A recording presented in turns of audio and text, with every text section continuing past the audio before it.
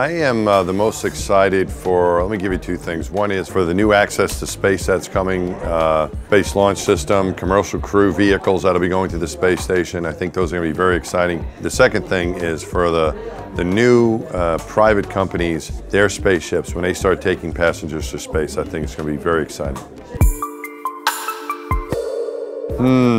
I really like Earth. That's the only place we can really live. But I think if I could go somewhere else, I'd go to the moon, actually.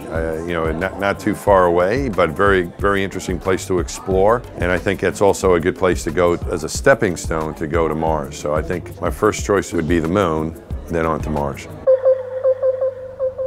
My favorite picture from the Hubble is the Cone Nebula. It's a birthplace of stars. It looks like a cone, reddish in color. You can see the image of it. It's got stars popping out of it. It's not the most scientifically significant, but the reason it's my favorite is because it was taken with the advanced camera for surveys, which I helped to install. I hooked it up on my first mission, and I was nervous that I didn't do it correctly. And so once we turned it on and it provided that image of the Cone Nebula, it showed that it was working. That's why the Cone Nebula is my favorite image. It's also very beautiful.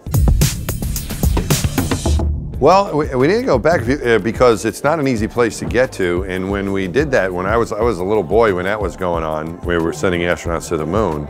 It's not much unlike other explorations that have taken place in the past. For example, the race to the South Pole in the early 20th century was a race to get there.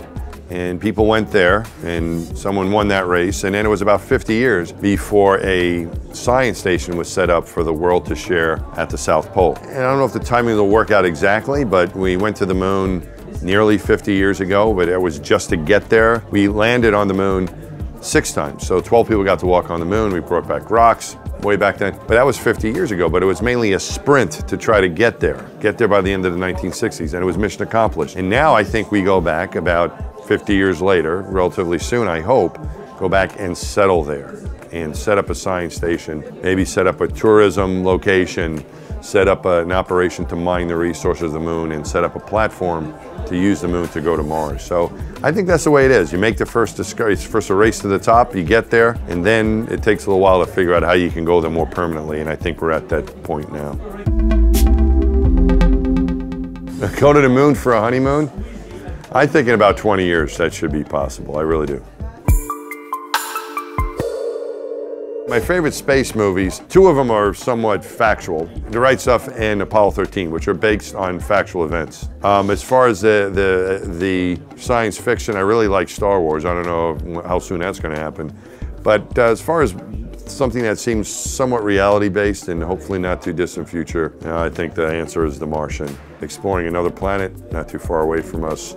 Astronauts working together, using the resources, figuring out ways to travel, blah, blah, blah. I think that's probably the most accurate out of the science fiction movies. And who knows, maybe Star Wars is accurate too, we're just not there yet. Patience, my friend. I think we need a better way to travel. So I think a rocket ship that can travel faster than the speed of light, many times the speed of light, that's what we need. So I think we need a better way to get around the universe. The James Webb is going to be further away than the Hubble Space Telescope, and it's going to see primarily in the infrared wavelength. So it's going to be able to see much, much further back into the origins of the universe than even Hubble can see. So I think it might actually answer the questions about how the universe was formed and look back, way back in time. So I think it's very, very exciting. Is the sky the limit? Absolutely not. We've proven that over and over again. The sky is definitely not the limit.